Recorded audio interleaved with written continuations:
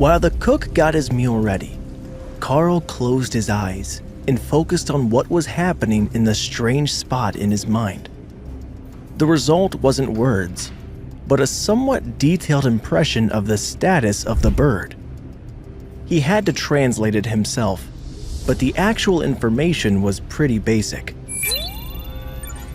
Beast space activated. 1 occupant. Pet number 1. Name: Windspeed Hawk. Rank: Common. Connection: Low. Skills: Claw. Rend. Supervision.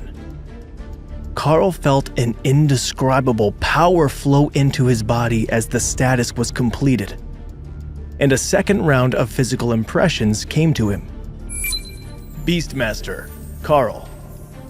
Rank: Common. Bloodline: Human. Skills: Beast Skill. Supervision. Beast Attack Skill. Rend. That didn't quite mesh with the knowledge that he had from the booklet. Wasn't he supposed to get some sort of instinctive guideline on how to progress?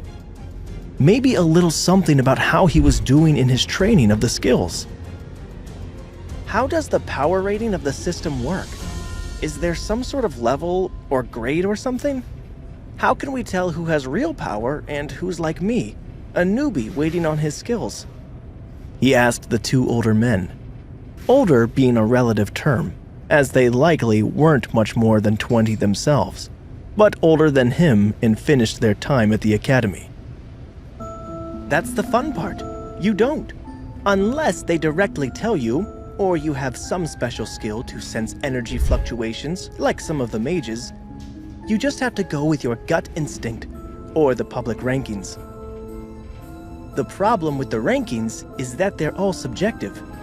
You see, I'm a wand class mage. I can use the fire element.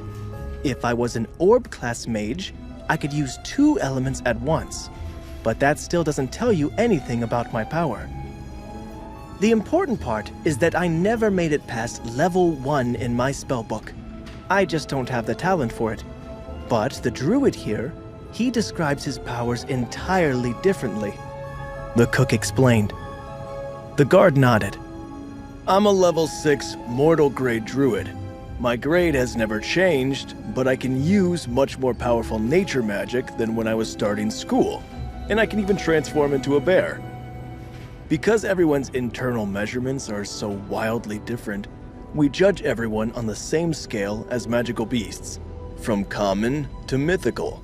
The rank is based on what or who they can defeat in battle, or how effective their healing and support skills are, compared to the beasts at the same level.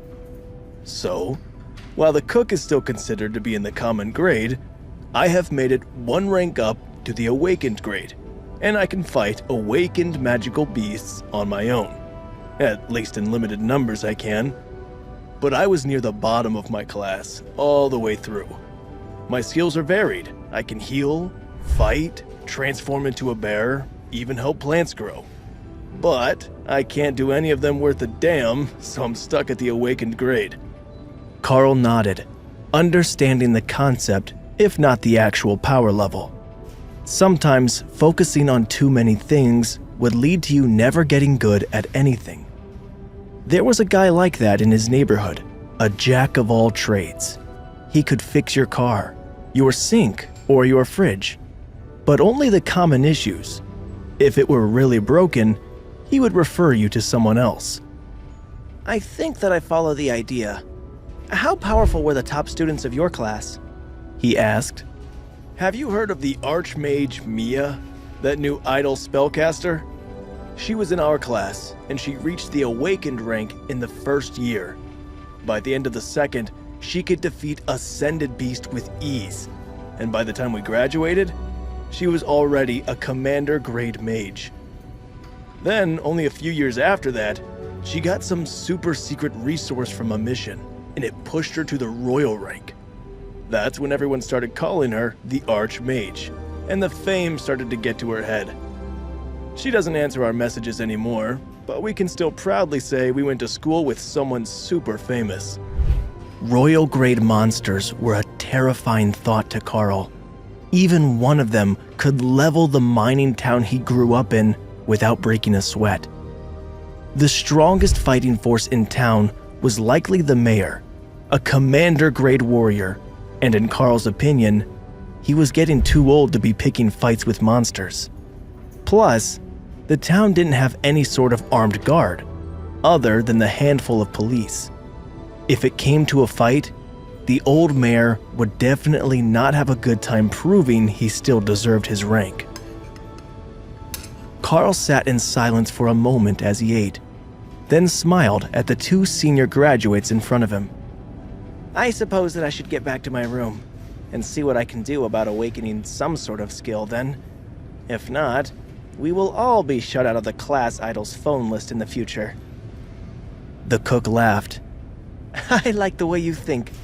A bit of motivation goes a long way when you're trying to find a reason to get through the most grueling parts of your training.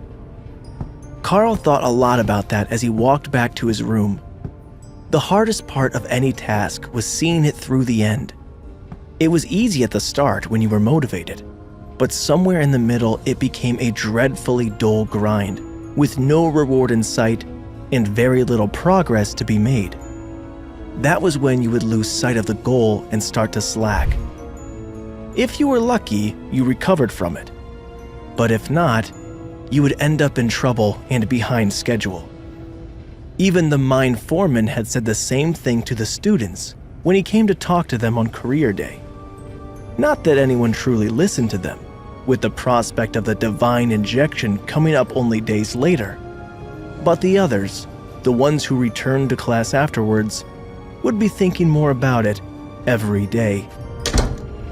Once the door to the room closed behind him, Karl stared out the window and tried a skill for himself. He saw it flash in his mind. Supervision grants the beast tamer the sight of the contracted Windspeed Hawk. Karl activated it without a second thought, and immediately, the forest in the distance were suddenly crystal clear in his eyes, and everything in his peripheral vision became just as clear as what was right in front of him. A bit of movement caught his eye, and Karl noticed a quill beast moving through the grassland over a kilometer away. It was incredible, and the world was so much more vivid, with colors that he didn't even have names for. As he recalled, not only could the Windspeed Hawk see into the ultraviolet and infrared spectrums, but they were also accomplished nocturnal hunters with excellent night vision as well. While Rend allowed him to rip apart anything and was the much cooler combat skill, supervision was incredibly overpowered in Karl's estimation. Just being able to see where you were going at night would give him a great advantage over other students in the practical tests. Maybe the written tests as well. He could easily read other papers from across the room without moving his head or looking straight at them. Cheating on a written exam would be a piece of cake, if he weren't already certain that none of the other students from the mines were smart enough to cheat off of. Hey amazing viewers, it's Karl here. Thanks for sticking with us. By the time of the release of this video, only 13% of our viewers have joined the party by subscribing, and 87% of you might miss out on our next mind-blowing video. So, what are you waiting for? Hit that subscribe button and join the exclusive club.